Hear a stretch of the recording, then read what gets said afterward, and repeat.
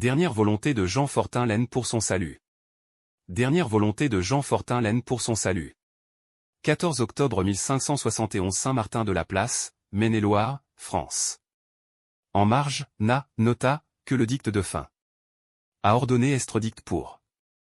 Son salut LX, 60, Metz. Jean Fortin Laine, Lesnay, fils de Jean Fortin Laine et de feu Marie d'Auborne sa femme, a été inhumé dans l'église Monsieur Saint-Martin d'avant l'image image, représentation, du crucifix le dimanche, rayé, émoticône, sourire, 14e jour d'octobre 1571, et par son testament et ordonnance de dernière volonté a requis estre fect et célébrer le divin service que s'ensuit qu'avoir.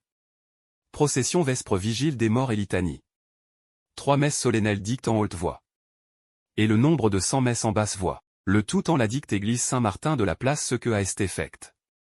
Aussi a requis et ordonné que tel et pareil service soit fait et célébré en l'église parochiale de Nuillé, Neuilly. A donné et legué un boisseau froment de rente mesure de saulmure pour estre payé au recteur et curé de la dicte. Église Saint-Martin de la place est rendable en la maison du dicte curé par chacun, rayé, à l'advenir au jour et feste Monsieur Saint-Michel Montgargane perpétuellement. A semblablement donné au legué un autre boisseau froment et rente, rayé, et, perpétuel à la fabrique, de la dite église Saint-Martin pour estre payé par chacun an au dicte jour et feste Saint.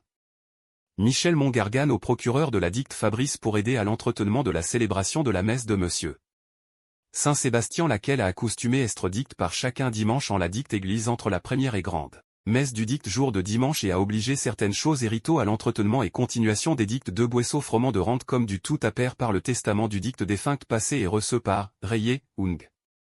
Rousseau notaire de la cour de Saint-Florent-Lez, les, Saulmure. Naissance illégitime dans la prison de la ville. 5 avril 1757 dans la prison de Saint-Étienne, Loire, France. Sa mère, Gaspard Marie Bonneton est enfermée depuis 1757 dans la prison de Saint-Étienne. Veuve de Mathieu Carla, sa mère, ouvrier teinturier décédé d'enfermé depuis 1753, inculpé de crime. Elle est dans l'attente de son procès. Veuve de Mathieu Carla, Gaspard ouvrier teinturier décédé le 9 juillet 1753, peu de temps après, elle est dans l'attente de son procès. Gaspard ne survit pas longtemps à son accouchement, on ignore ce qu'elle est devenue. Elle décède peu de temps après. Gaspard Bonneton est la nièce du célèbre chroniqueur stéphanois Claude Bonneton, on ignore ce qu'elle est devenue. 18 à 1772. Gaspard Bonneton est la nièce du célèbre chroniqueur de Gaspanois le 28 octobre 1633 et sa femme Gaspard Tardy est choisie pour marraine. C'est lui qui signe l'acte de baptême de Gaspard le 28 octobre 1733 et sa femme Gaspard Tardy est choisie pour marraine. Il n'évoque donc pas le crime dont est accusée sa nièce qui reste méconnue à ce jour. Très discret dans ses écrits.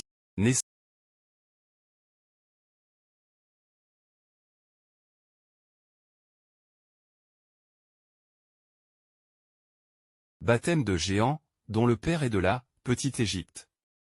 17 septembre 1597 La Tour-Landry, Maine-et-Loire. Le 17 septembre 1597 a été baptisé Géant fils de Jacques de la Tour étranger de la Petite Égypte par un messire Louis Banchereau prestre et Géant Guinoiseau fermier, la marraine Anne Gourdon. On désignait par Petite Égypte, une région du Péloponnèse dans laquelle s'était implantée une communauté tzigane qui a émigré en Europe occidentale au XVe siècle. Ces nomades se disaient donc souvent natifs de la Petite Égypte. C'est par la déformation du mot Égypte que vient leur dénomination de gypsy. Explication trouvée sur Notice explicative sur les axes et pignonneries en latin. 1761-5 après, Allier. Plusieurs dessins avec explications en latin concernant la construction possible d'un puits et ou moulin. Traité de paix et montgolfière. Année 1783 Moiran, Isère. 1783 a été remarquable par la quantité d'événements intéressants ou frappants dont elle a été remplie. Le plus intéressant est la paix conclue entre la France, l'Espagne et l'Angleterre après une guerre longue et ruineuse, dont les frais depuis 1776 jusqu'en 1782 montent à 2,340 milliards, et dont le principal objet est de rendre la liberté aux 13 États amis de l'Amérique qui gémissoient sous la domination des Anglois. Leur indépendance reconnue a été le point décisif qui nous a rendu la paix.